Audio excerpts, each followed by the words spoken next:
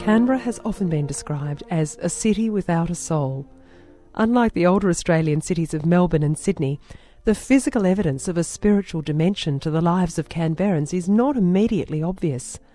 There are no Gothic spires or impressive stone cathedrals, and only occasionally can church bells be heard calling the faithful to worship on a Sunday morning. However, look just a little deeper and you will discover that Canberra is not only as multicultural as its older sister cities, but also as multifaith.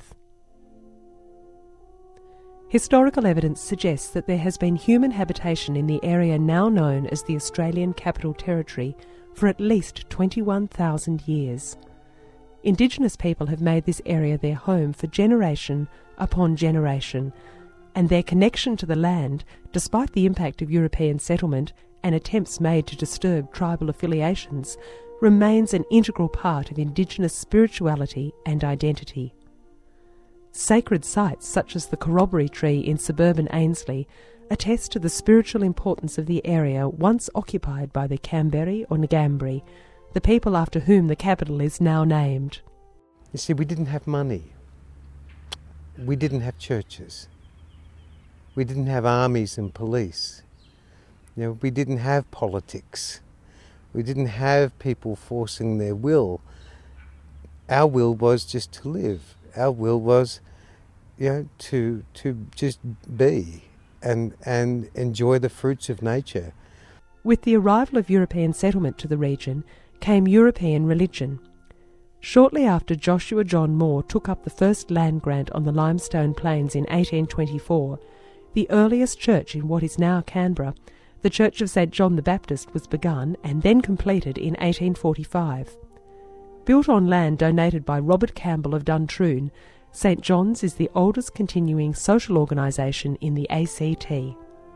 In 1836, the New South Wales Church Act made available land grants for church construction in the developing colony, and a variety of Christian denominations were able to build their own places of worship. Today, the ACT Church Lands Leases Ordinance of 1924 continues to allow religious groups the opportunity to take up leases of government land in perpetuity.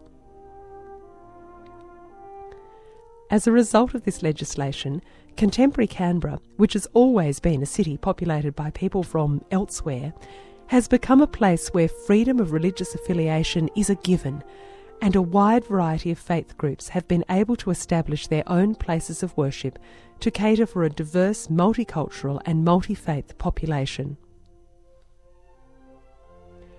In May 1938, the foundation stone for Canberra's first Catholic church was laid, and in 1973, St Christopher's was raised in status to become Canberra's first and only cathedral. For many religious groups, such a slow pace of development was a common experience. With only limited numbers originally, it took some time for the different groups to form community associations, and thereafter to raise the funds to build their own places of worship. Originally worshipping in private homes, then when numbers increased, moving to rented premises, has been a feature of the development history of many of the faith groups in the ACT. The ACT Jewish community, for example, was established in the early 1950s, but it was not until 1970 that building began in earnest for what is now the National Jewish Memorial Centre in Forest. We desperately need a better library. We need more rooms. We need a separate secretarial area and boardroom. We need a better space for the progressive services to be held in. I think there's room for a museum of what Australian Jews have contributed to Australian society. Remember, there were 7 Jews in the First Fleet, prisoners from England that came out as part of the First Fleet. The numbers then were about 0.5% of the Australian population. The number now is about 0.5% of the Australian population. Post-war migration saw an increase in the number of Canberra residents from Europe who brought with them their own religious and cultural practices. I was still looking for work in the engineering field, and the idea was to go to Sydney, Newcastle, where the engineering actually was. A very distant relation of Hademood was here in Canberra, and so we came here as a stopover, maybe pick up some money and then further go on. Well, we've been here ever since. With many unable to speak English, these migrants worshipped initially in the Catholic and Protestant churches already established, before founding their own communities and raising funds for their own places of worship. And Michael was so good to our people, and he decided to go and learn Macedonian. It was a night time at the High School of Queensland, Macedonian language going there. Kathy Sullivan was there too. And he went there, learned Macedonian, not only the lingo, but he was trying even the service to do on a wedding, on a christening, on a funeral, closer to the Orthodox religion. Our people, they still ask, we want Michael to come, because he does that very close on the Orthodox way. It was at this time that the Greeks and Macedonians established their own Orthodox churches, the Lutheran Church was established largely by German migrants, and the Ukrainian Catholic community made plans for their own memorial church to be built.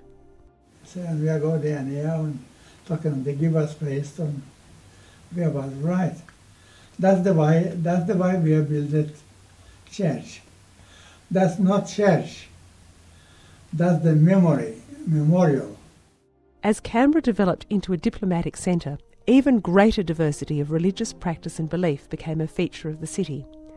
The diplomatic missions of Pakistan, Malaysia and Indonesia built Canberra's first mosque in Yarralumla in 1960, which is now the second oldest continuously used mosque in Australia. An influx of Indo-Chinese refugees in the 70s and early 80s saw the establishment of a number of Buddhist temples, the first being the Vietnamese Sakyamuni Buddhist Centre and Van Han Monastery in suburban Lynham. Today there are 16 different Buddhist centres in Canberra, serving an ever-expanding Buddhist population in the ACT. I love Buddhism. I think that using Buddhism as a means to train myself, my wisdom, my compassion, my enlightenment, and then I offer that value to my students and my members or whoever they require my help and my services. The arrival of skilled migrants from the Indian subcontinent has also changed the face of religious practice in Canberra.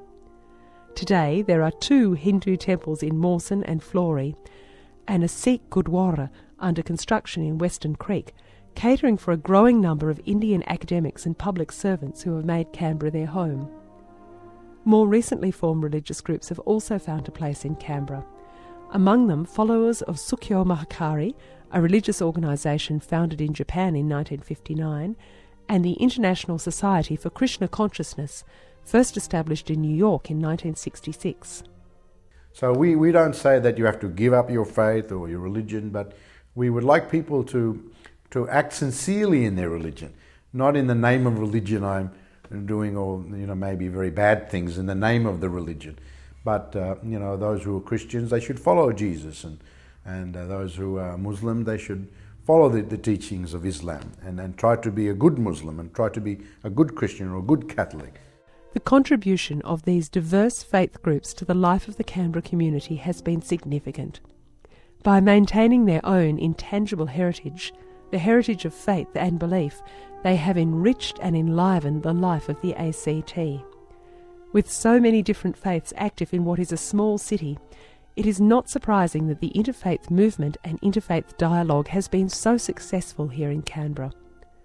Not only has interfaith dialogue been encouraged by the Centre for Christianity and Culture under the guidance of Professor James Hare, but smaller groups such as the Interfaith Forum of the ACT and the recently formed Blue Star Intercultural Centre also work actively to encourage peace and harmony through mutual understanding.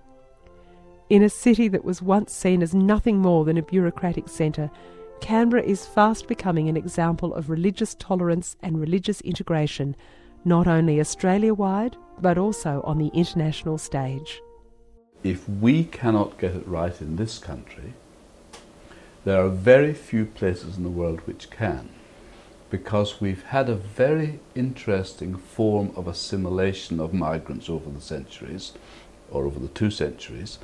That is where those who come into this country quite quickly assimilate, but do not give up their deepest convictions, but know how to relate them to each other. Maybe relate to our size.